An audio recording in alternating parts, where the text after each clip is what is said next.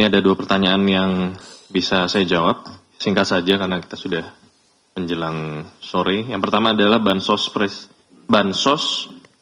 jumlah paket sembako berapa ya? Oke, Pak, tahap 3, 5, dan 6 per tahap itu kurang lebih sekitar 2 juta paket. Jadi kalau 3 tahap itu dikalikan 20 sekitar 6 juta ya. 6 juta paket itu pertanyaannya, jawabannya. Terkait pemeriksaan di RUT PT HKR untuk Mas Mario. Jadi yang didalami terkait pencatatan tanah yang dibeli HK yang kemudian dijadikan penyertaan modal ke HKR. Nah, ini dicatat sebagai apa aset yang diserahkan dari HK ke HKR itu? Nah, itu jawabannya yang ditanyakan. Oke.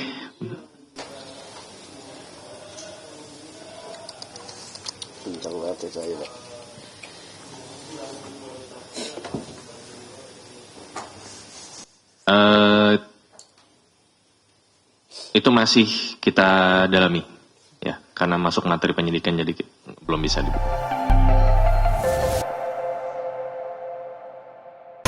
Peristiwa demi peristiwa selalu terjadi dan terus berkembang sepanjang hari.